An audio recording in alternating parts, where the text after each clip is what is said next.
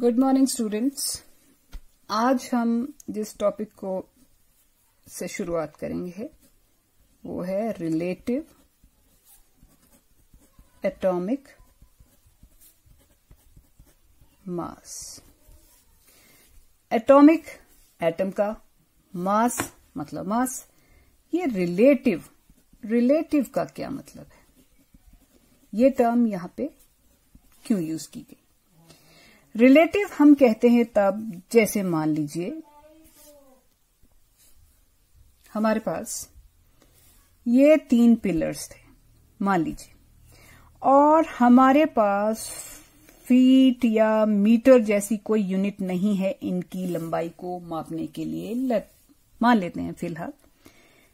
तो हम क्या करते हैं, हमें इनकी लंबाई मेजर करनी है। हम क्या करेंगे, इनमें से ही किसी एक को स्टैंडर्ड मान लेंगे।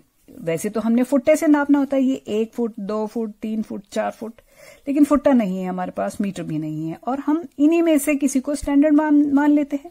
जैसे इसको स्टैंडर्ड मान लिया और इसकी लंबाई लेट अस से it is u, let it be u।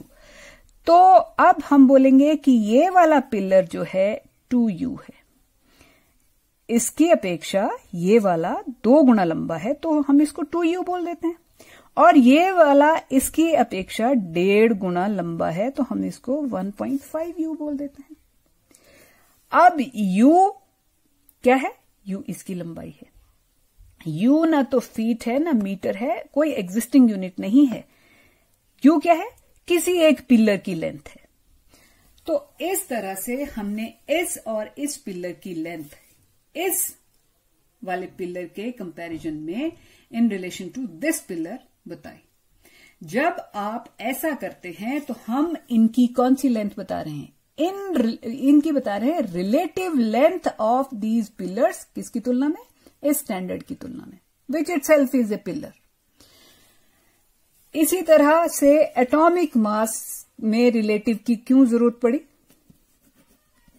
Atomic mass में प्रॉब्लम ये थी कि atom is a very very small particle. इसको वे करने के लिए आप सीधा 1 ग्राम का बाट या ऐसे वो फ्रैक्शनल वेट भी ले लें, उसके साथ भी एक तरफ तराजू में एक तरफ आपने एक एटम रख दिया। एक एटम, एक तो पहली बात आप रख ही नहीं पाएंगे, एक एटम आइसोलेट करना is a very tough job. और दूसरी तरफ आप बोलें कि इधर वेइंग मशीन में आपने इधर वेट रख दिया, it is not possible to measure a single weight of single atom this way, because atom is very very light particle, so we needed some very light weight which could be compared to weight of an atom. So atom जैसा हल्का atom ही हो सकता था, initially यही सोचा गया, क्योंकि तब बड़े रिफाइंड तरीके भी नहीं थे वेट को मेजर करने के लिए। अब तो मास स्पेक्ट्रोमीटर ऐसी डिवाइसेस हैं कि उनकी मदद से हम एग्जैक्ट वेट एटम का ले लेते हैं, लेकिन उस वक्त ये दिक्कत थी। तो क्या किया गया, ये डिसाइड हुआ कि एटम को जो जितने तरह के हमारे पास एलिमेंट्स अवेलेबल हैं उनमें से किसी एक को स्टैंडर्ड मान लेते हैं, और उसके कंपैरिजन में बाकियों का वेट कितने गुना, कौन किससे भारी है कौन किससे हल्का है, जैसे हमने यहां किया वैसे ही कर लेंगे। और ऐसे मास को फिर हमने रिलेटिव एटॉमिक मास ही कहना था, एब्सोल्यूट नहीं कह सकते। एब्सोल्यूट तो होता है इंडिपेंडेंटली, जैसे यहां पे यूनिट हमने इसको बनाया फीट को नहीं, फीट के हिसाब से तो शायद ये 6 फीट आता, ये 4.5 फीट आता, ये 3 फीट आता, वो एब्सोल्यूट लेंथ होनी थी इनकी। एब्सोल्यूट लेंथ तो इसकी होगी 3 feet 4.5 feet and 6 feet, this is absolute length. ये क्या है, रिलेटिव लेंथ। तो अभी तक हम एब्सोल्यूट के स्टेज तक पहुंचने वाले थे। एवोगैड्रोज लॉ आपने पिछले इसमें ही पढ़ा। Avogadro was a scientist who proved to be very helpful in this project. Avogadro ने हमें ये बताया कि इक्वल वॉल्यूम ऑफ 2 गैसेस, बराबर के डिब्बे मान लीजिए ये हैं, और इसमें एक गैस है H2 और इसमें कोई और गैस है, लेट इट बी O2। हमें एवोगैड्रो ने ये समझा दिया था कि क्योंकि दोनों का वॉल्यूम एक जैसा है तो इनमें पाए जाने वाले मॉलिक्यूल्स की संख्या भी बराबर होगी।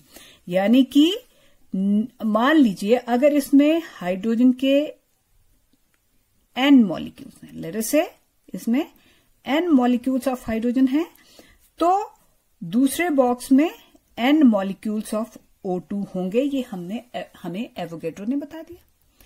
अब हम रिलेटिव मास का प्रोविजन कर रहे थे या रिलेटिव मास तक पहुंचना चाह रहे थे।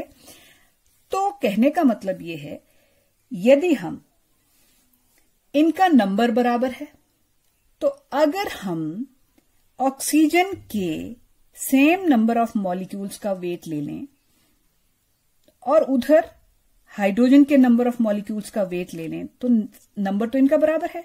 मेरा कहने का मतलब, अगर मान लीजिए एक यहां पे 10 मॉलिक्यूल एक मतलब 10 मॉलिक्यूल एक के हैं, 10 ही मॉलिक्यूल दूसरे के हैं और एक मॉलिक्यूल का वेट W1 है, दूसरे के एक मॉलिक्यूल का वेट W2 है, तो 10-10 तो कट ही जाएंगे। जो रेशो आएगी हमारे पास वो क्या आएगी, वेट्स की ही रेशो आएगी।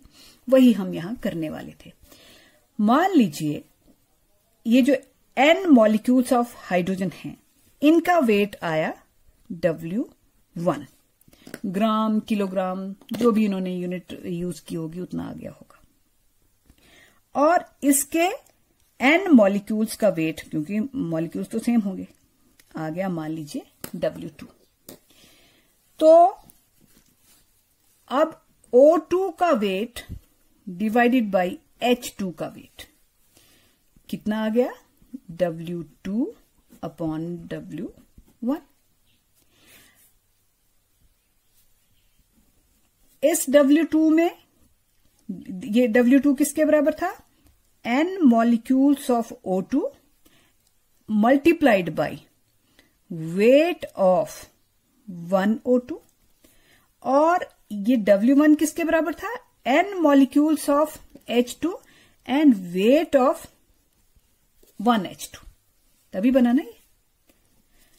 अब यहां पे n कट गया, क्या बच गया आपके पास, weight of 1 molecule of O2 divided by weight of 1 molecule of H2। इसको हम O2 का वेट डिवाइडेड बाय H2 का वेट, इसको हम बोल देंगे relative weight. Will not be a good term, हमें मास कहना चाहिए था मुझे, तो हम मास कह देते हैं। रिलेटिव मास ऑफ ऑक्सीजन कितना आ गया, WO2 अपॉन WH2। वो हमने कैसे निकाला, इस डिब्बे का भार डिवाइडेड बाय इस डिब्बे का भार, और कुछ खास नहीं किया। हमें मालूम था इसमें n सेम होगा, जो कट गया। ओके, अब क्योंकि O2 means 2 atoms of oxygen and H2 means 2 atoms of hydrogen, तो अगर हम निकालना, ये तो O2 का है ना, अगर हमें O अपॉन H निकालना है तो O2 में O2 is 2 into mass of 1 oxygen and H2 means 2 into mass of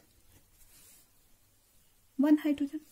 So ultimately ये 2 भी कट जाएगा और ये क्या आ जाएगा, O upon H।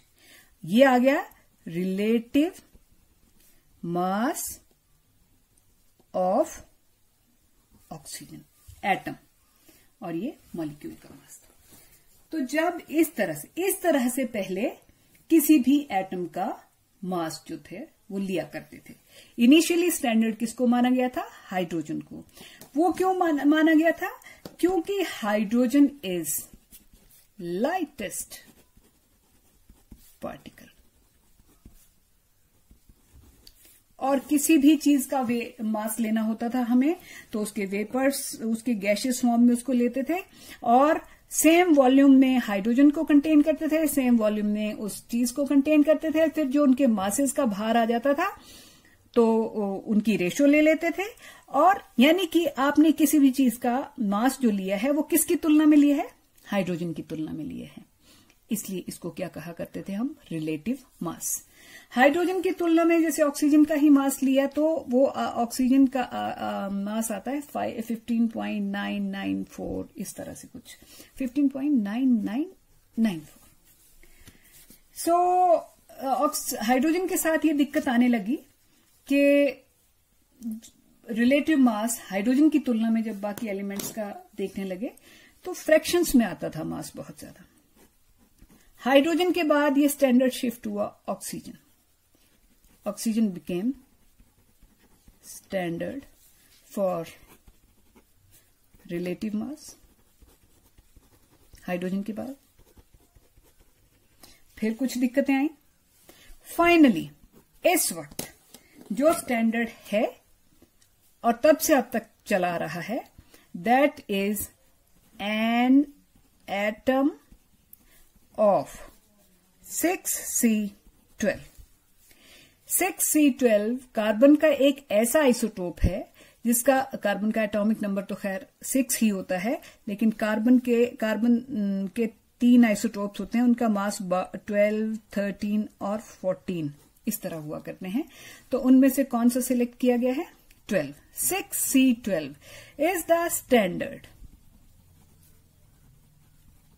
last standard which was used for measuring relative atomic mass। तो relative atomic mass को कई बार precisely relative atomic mass नहीं कहते हम simply atomic mass भी कह देते हैं, मतलब as a precedent, otherwise ऐसा है नहीं।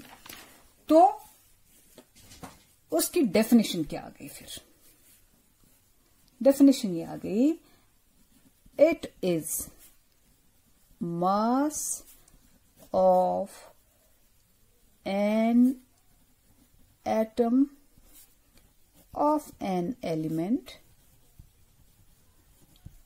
in comparison to, किसकी तुलना में मास?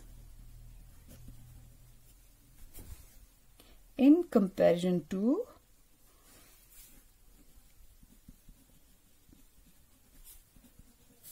mass of an atom of carbon 6C12। और साथ में ये भी मेंशन कर सकते हैं whose, उसका अपना मास is taken as 12। इसको एक बार फिर से मैं समझा देती हूं। एटॉमिक मास क्या होता है? It is mass of an atom of an element, किसी एलिमेंट के एक एटम का भार है इन कंपैरिजन टू, किसकी तुलना? In comparison to mass of an atom, carbon के एक एटम के तुलना में, जिसका भार हमने कितना मान के चलते हैं? मान के चलते यह कितना है? 12 है। तो इसको कहते हैं atomic mass. This is relative atomic mass because we are comparing mass of an atom to the mass of an atom of carbon. Now फिर यहां से एक यूनिट तैयार हुई एटॉमिक मास को मेजर करने की, जिसको क्या बोलेंगे? Atomic mass unit. ये एटम के मास को मेजर करने के लिए खास तौर पे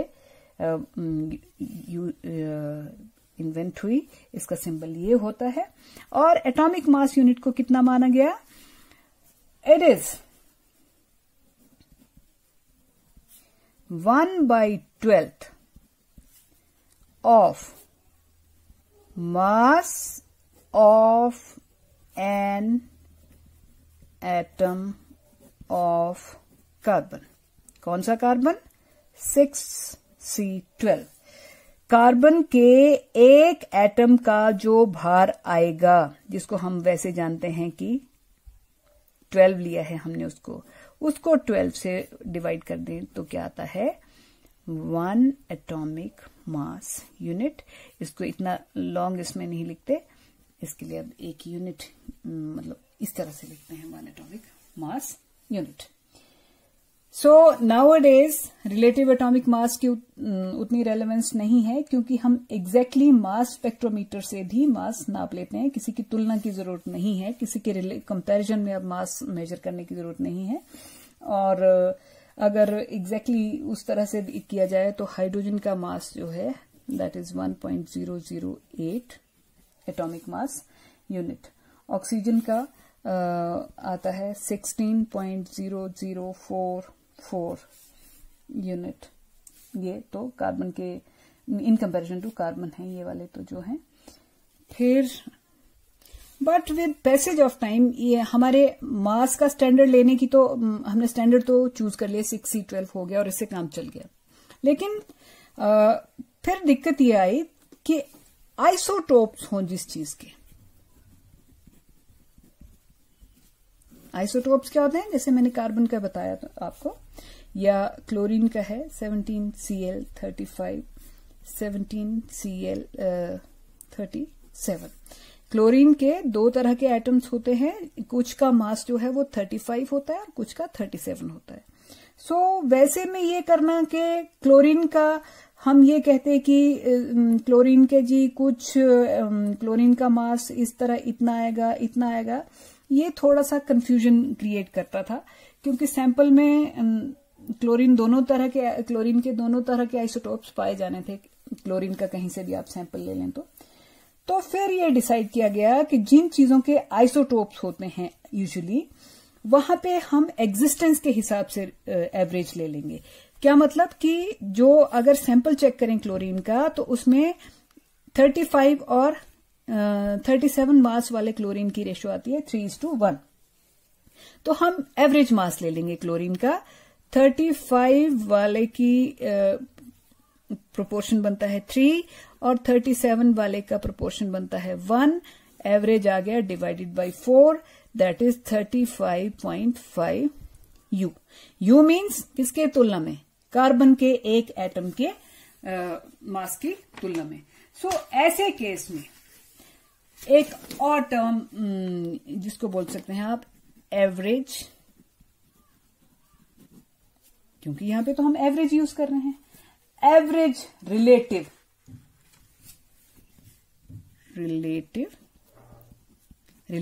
U है तो मीन्स कार्बन के एक एटम के साथ ही इसको कंपेयर किया गया है। Average relative atomic mass, this was the final term of atomic mass which was coined. इससे पहले एटॉमिक मास आई, उसमें हमने आइसोटोप्स का ध्यान नहीं दिया था। रिलेटिव एटॉमिक मास में हमने आइसोटोप्स के बारे में कोई प्रोविजन नहीं किया था। उसमें यह था कि क्लोरीन के 35 वाले का अलग से, 37 वाले का अलग से। लेकिन फिर ये डिसाइड किया गया कि एक सैंपल में जैसे इनकी प्रेजेंस है उस हिसाब से आप इसकी एवरेज ले लीजिए। इसलिए फाइनली जो डेफिनेशन अब एटॉमिक मास की हमें हर जगह, अब हम इसको एटॉमिक मास को आइसोटोप्स को ध्यान में रखते हुए फाइनली किस तरह से डिफाइन करते हैं। It is the average relative mass of atoms of an element in comparison to an atom to mass of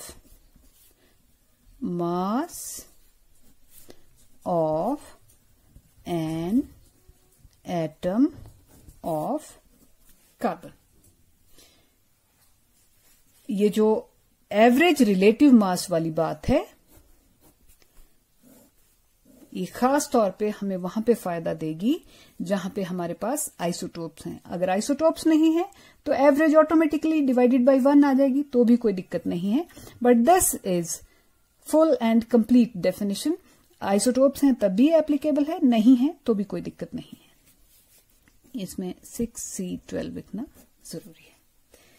then we come to a next term that is gram atomic mass. Now what is gram atomic mass? Simply, if we express mass of an atom, जैसे hydrogen को आप, हमें पता है 1 atomic mass unit है, oxygen मालूम है, oxygen का एक एटम जो है 16 एटॉमिक मास यूनिट है, nitrogen is 14 atomic mass unit. अगर हम इसको लिख दें 1 ग्राम, हाइड्रोजन का 1 ग्राम मास लिखें, और ऑक्सीजन के लिए 16 एटॉमिक मास यूनिट नहीं, 16 ग्राम, नाइट्रोजन के लिए यूज करें 14 gram, then this 1 gram, 16 gram, 14 gram, these are gram atomic masses। और इसका एक और नाम भी है 1 ग्राम एटम ऑफ, इस केस में हाइड्रोजन बोल देंगे, और इस केस में 1 ग्राम एटम ऑफ ऑक्सीजन बोल देंगे, और अगर नाइट्रोजन की बात चल रही होगी तो हम नाइट्रोजन यूज कर लेंगे। So what I wanted to say, atomic mass of an atom when expressed in grams is called its gram atomic mass. क्या लिखेंगे हम, atomic mass of an atom when expressed in grams is called gram atomic mass, or 1 gram atom। Then we come to the next topic, that is molecular mass।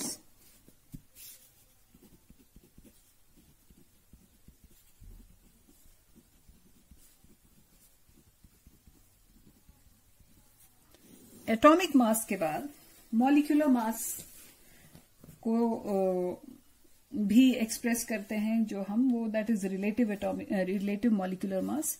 अब molecule और atom में आपको फर्क मालूम है, hydrogen is atom but H2 is molecule, O is atom plus O2 is a molecule, N is atom, N2 is a molecule। सो अब molecular मास की definition जो है, let us define molecular mass. Molecular mass क्या हो जाएगा,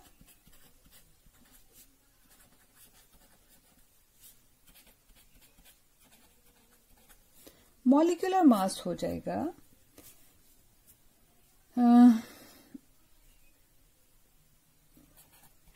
the molecular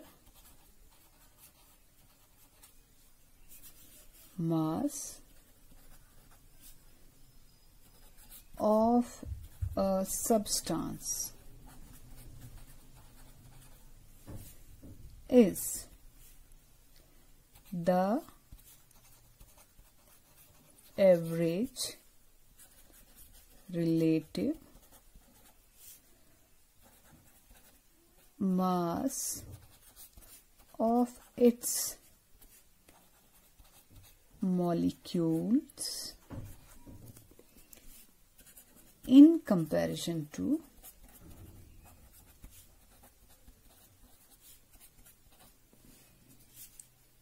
mass of an atom of carbon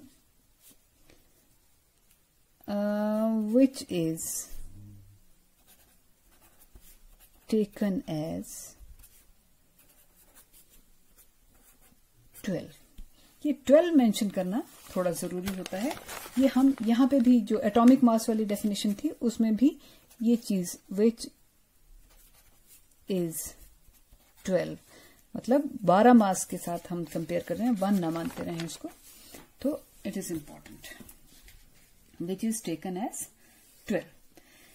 इसका एक example कर लेते हैं हम, एक या दो, जैसे NH3 इज अ मॉलिक्यूल। अब हमें मालूम है नाइट्रोजन का, इसमें मॉलिक्यूलर मास में एटम्स के मास को ही ऐड करना है हमने, तो नाइट्रोजन का एवरेज रिलेटिव मास होता है 14 प्लस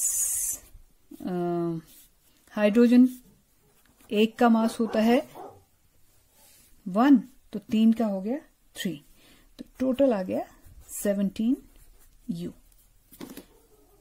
HNO3 HNO3 कैसे लेंगे?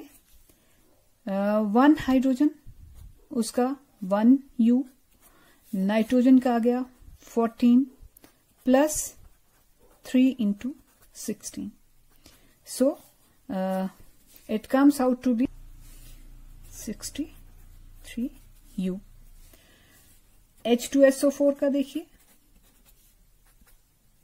H2SO4 मीन्स 2 हाइड्रोजन, एक हाइड्रोजन का वेट होता है 1, तो 2 into 1 प्लस सल्फर का वेट होता है 32 यूनिट और 32 एटॉमिक मास यूनिट, और 4 into 16, this all comes out to be 98 atomic mass unit. अब मॉलिक्यूलर मास में मॉलिक्यूलर मास यूनिट नहीं बोलेंगे क्योंकि हमारे पास स्टैंडर्ड जो है वो एटॉमिक मास यूनिट है, तो हम यही टर्म यूज करेंगे। इससे आगे अब हम, क्योंकि कनेक्टिंग जो चीज है वो है gram molecular mass, gram molecular mass या 1 ग्राम मॉलिक्यूल। ये क्या चीज हुई? ये ठीक वैसे जैसे ग्राम एटॉमिक मास था उसी तरह से ग्राम मॉलिक्यूलर मास हो गया।